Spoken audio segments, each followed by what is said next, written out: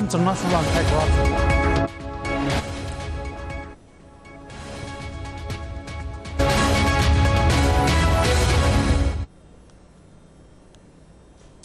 Indonesia tsunami kills hundreds.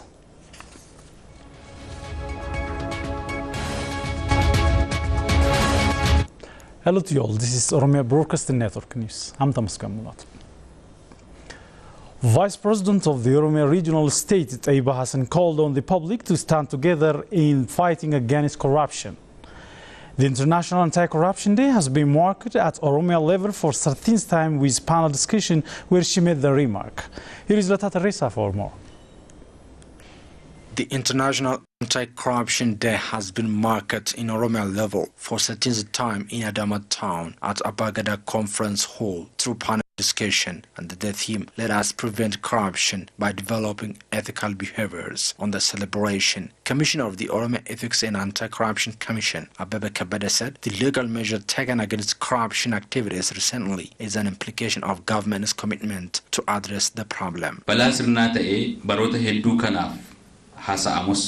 The long-standing corruption-related problems is becoming headache both to the government and the public. There is an evidence that the legal measures which the government has taken against corruption recently through identifying its internal problems and winning public support is cure for the headache. Senior government officials who were drawn from across the region and attended the event stressed the importance of government commitment to combat the act of corruption. On the occasion, Vice President of the Oromia Regional State, who is also head of the social sector, Taiba Hassan, underscored that both the government and the public should stand together against corruption. She urged the leaders to be what they speak.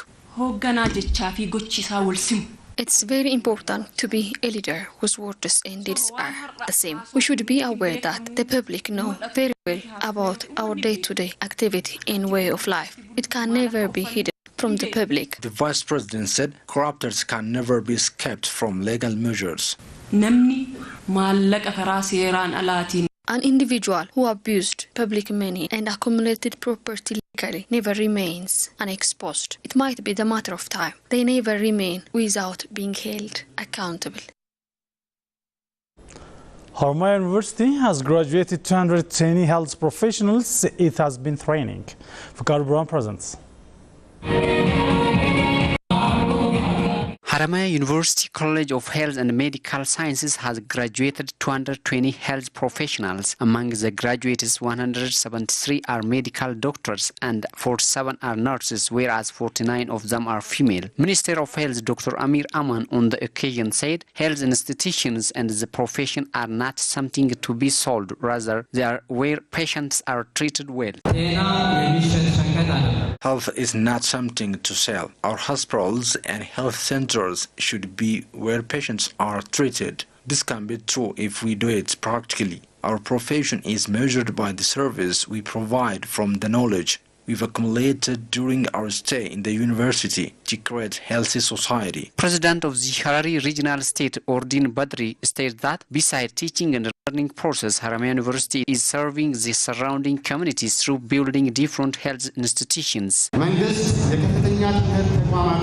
The government is working with the attention to capacitate higher educational institutions to have knowledgeable and professional society. Haromaya University is an indicator for this. It has been building a center of counsel and training which can serve the people of Eastern Ethiopia at a cost of 1.2 billion birr. This is an indicator of great support to serve the surrounding community. Vice President of Haromaya University, Professor Jaylan Waliji, for his part, underscored that his university is playing a great role in modernizing the health sector and in capacitating human power in this regard. The graduates have also reflected their commitment to help the community.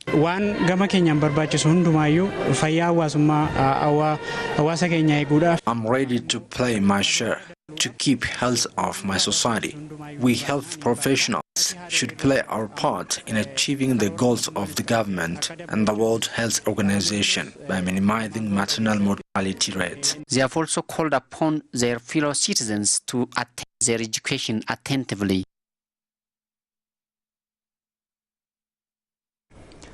Residents of Farsizon and Fitch Town called on Oromo political parties to peacefully solve their disagreements through dialogue in a civilized way. Fukaro Brown has more on that. Residents of RC Zone say that Oromo political parties should work peacefully with each other to achieve what they are struggling for. This time, Oromo people need peace. Not only Oromo, the whole people of the country need peace. Previously, we didn't get good governance as well as good leader, but now we get it. So there is no need of fighting with each other. If there is a problem, it is better to solve it through discussion. The rank of Oromo people is now beyond the parties. Now we want to support the opportunity that we have got after many years. It is not time to regret. So we need unity and listen to each other. Oromo needs development, education, and living in harmony, not war. Meanwhile, residents of Fiche town have called upon political parties to work for sustainable peace and development of the country.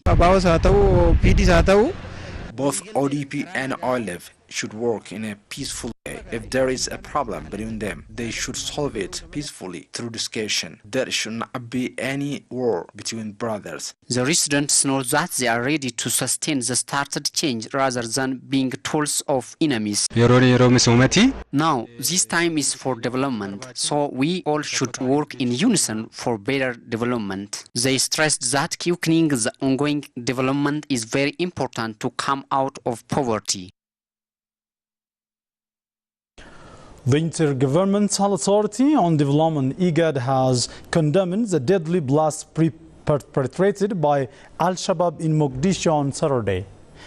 In its press release, IGAD stated that the murder of civilians, several soldiers and journalists in the blast is very distressing. Their bravery and defense of liberation values against the dark force of extremism will be remembered for long and will continue to inspire a generation of young men and women, the statement added.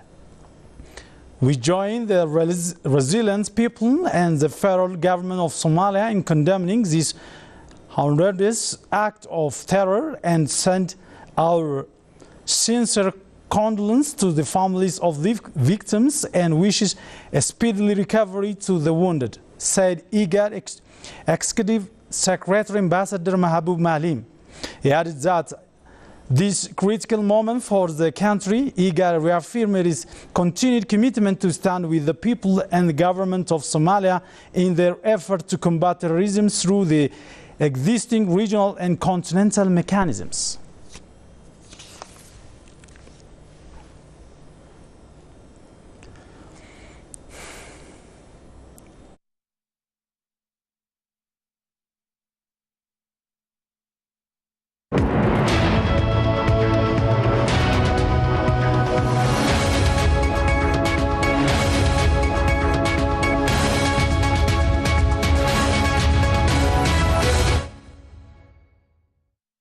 OBN Voice for the People now is from abroad.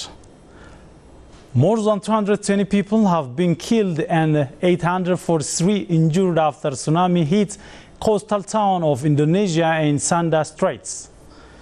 The tsunami wave struck at night without any warning, destroying hundreds of buildings.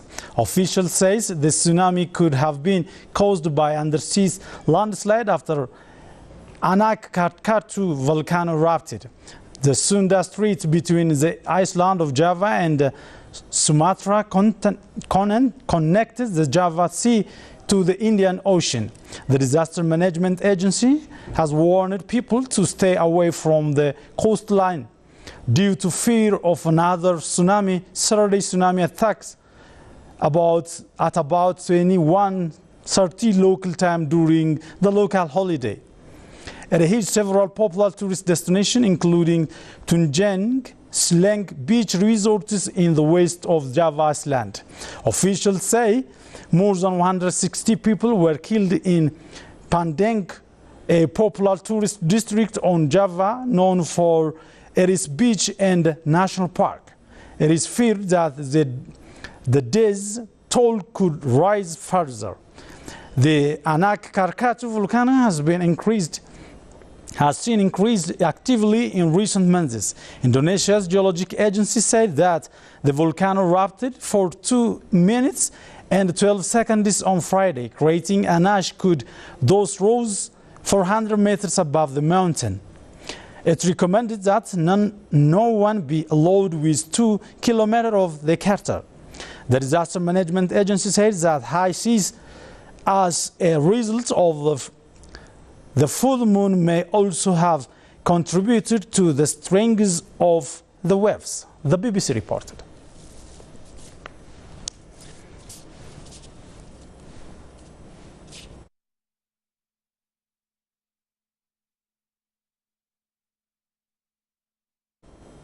Thank you so much for joining us. That's all for now. Have a good time.